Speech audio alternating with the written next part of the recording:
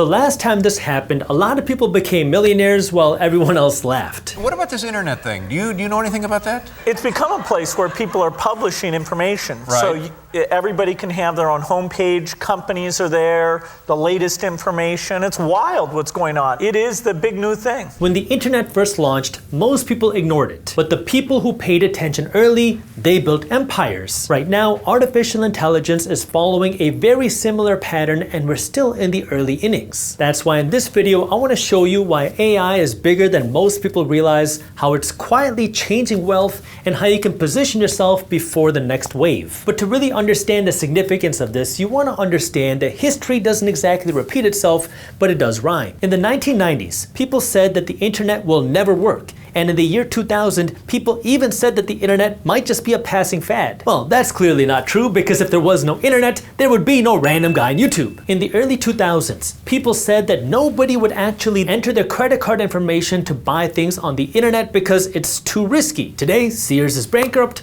and Amazon is the king of retail. Then, 15 years ago, people said no one would save their private information on the cloud because that's a breach of privacy. Well, I hate to break it to you, but if you have a smartphone, your data's on the cloud. Today, the common sentiment is that AI is overhyped and that artificial intelligence won't actually take any real jobs. But there's a lot more to AI than just searching how do I make guacamole on ChatGPT. I want you to think about this technology shift that we're seeing like an onion. You'll see what I mean in just a second. We've already seen AI evolve quite a bit over just the last few years. ChatGPT went live in November of 2022, and this was where you were now able to give prompts to ChatGPT, and then it would give you answers. You could search what's the best guacamole recipe, and then it would give you answers based off of what you like. Right now in mid-2025, we're really starting to enter what I call AI 2.0, which focuses on generative AI. This goes beyond just prompts, and now is creating things like pictures and videos and music based off of what you tell the AI. But this is where things really start to get interesting, because our brains aren't meant to comprehend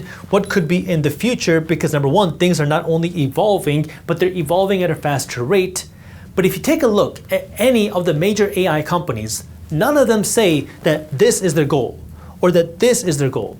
They say that their goal is not AI, it's AGI, artificial general intelligence. Just take a look at what any of the AI leaders are saying. Mark Zuckerberg says that Meta's real goal is AGI, and this is what OpenAI, which is the owner of ChatGPT, has publicly stated on their website. Our mission is to ensure that artificial general intelligence, AI systems that are generally smarter than humans, benefit all humanity. We don't have this AGI just yet, but this is what all the major AI companies are actually working towards, and these are just prototypes to get us to the ultimate end goal. Now, you're probably wondering, well, what in the world is AGI?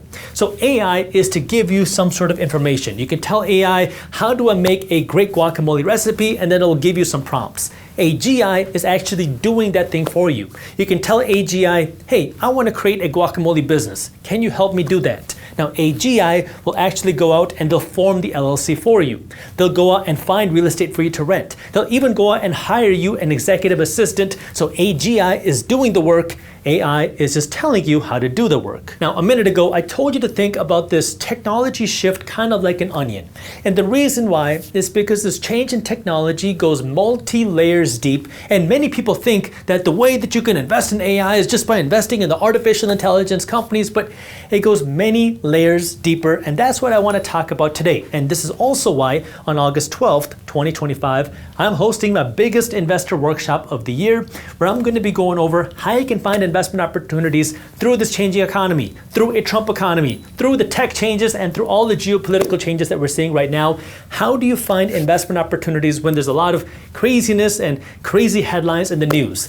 It is a free workshop. This is my biggest investor workshop of the year. We have hit capacity every single time. So if you'd like to join, I would love for you to register. It's free, it's live. I'm doing it twice on August 12th, once in the morning at 10:30 a.m. Eastern Time, and again in the evening at 8 p.m. Eastern Time. So if you'd like to join, all you have to do is register. Just make sure you do it soon, because Well, I want to make sure that you can actually reserve your spot. I have the link for you down in the description below. So now let's peel apart this onion and understand how you can find potential investment opportunities. Now again, I'm not telling you what to invest in. Investing is risky. You're never guaranteed to make money when you invest. In fact, you will lose money at some point, so make sure you always do your own due diligence and never blindly trust a random guy on YouTube. I just want you to start thinking like an investor, because if we do see more movement in technology, this could create opportunity. Of course, you can lose all of your money, but I just want you to understand what's happening. Okay, so the first layer of this onion is, of course, understanding that there's a lot of money going into artificial intelligence, because the goal isn't just to create prompts. The goal is to create this artificial general intelligence, which we are not there for,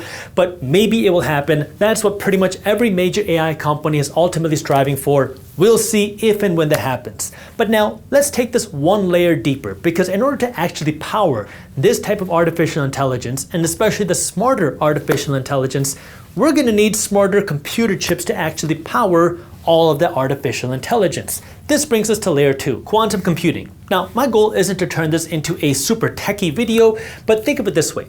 A supercomputer is what we have, but a quantum computer is a supercomputer on steroids to the 1000th power. Now, the whole idea behind these super smart computer chips is they can help you solve complex problems at a much faster rate. And to see how this works, a traditional typical computer right now might be 64-bit. And these traditional supercomputers can essentially solve these problems fast, but they work linearly because they can only solve one problem at a time. So a traditional 64-bit computer can solve one problem at a time, but a bigger capacity, bigger bit computer can solve things faster. With quantum, it works a little bit differently.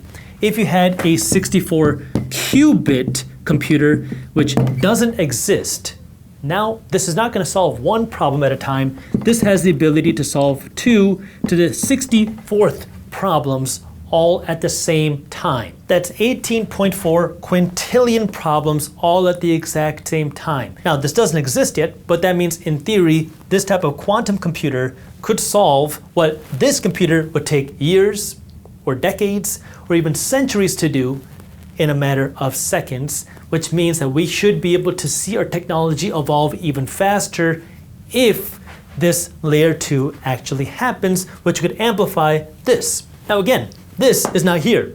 We don't know if or when we will ever see this. But we do know that there's a lot of companies that are investing a lot of money into this. For example, Amazon announced that they are releasing their own quantum chip in 2025. Microsoft also entered the quantum race in 2025 by stating they're going to release their own quantum computing chip. And then we have IBM, who's working to build the world's first quantum computer. Now, this is where you have to ask. Number one, are we ever going to actually see this type of quantum computing? And if yes, who is going to be the winner of that quantum race? We don't know. But what we can kind of predict is whoever the winner will be of this quantum race, so that people can actually use quantum, will probably have the ability to make a lot of money, which could create an investment opportunity for people that get ahead of that. But now, this onion goes a little bit deeper, because if you're like me and you like onions, you know the onions have more than just a couple layers. Because now, when you have this artificial intelligence, you have this quantum stuff, all of this produces more information, it produces more data. And all this data has to be stored somewhere, because if you go into ChatGPT and you ask it, how do I build a guacamole recipe, that information gets stored somewhere. And this cloud where the data is stored is actually a physical place, and that physical place is called a data center. Now, many times these data center companies are not the AI companies, they're not the quantum companies, they're just their own data center companies that specialize in creating data center facilities to help these companies, to help these companies. And the thinking is, if we start to see more money flow into AI or more money flow into quantum, that would ultimately mean that we need more data centers to help support all of the growth here. Now, it's not as attractive as these, but it's become so popular that we've seen companies in 2025 talking about opening up data centers on the moon. Now, is that going to happen? Is that likely? I have no idea, but the whole idea here is as we start to see a growth in technology, that's going to lead to a growth in more data. If we do see that more growth in technology and data, that could lead to more potential demand for those data center companies. Now, again, yes, many data center companies do trade on the stock market, and they could create an investment opportunity opportunity for you, but you gotta do your own research. But let's really start peeling back the layers of the onion. So if we start to see more growth here, that could lead more investment into these data center companies. But if you've ever used a computer before with 25 tabs open like I do, you know that sometimes your computer can overheat and it can start to get hot.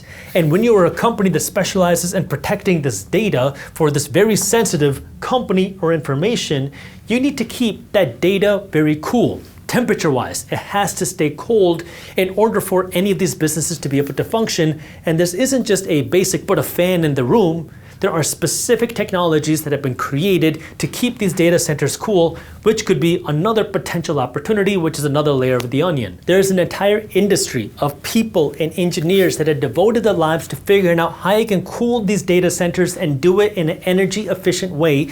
And these data center companies then work with these data center cooling companies to keep that data cool for these companies right here.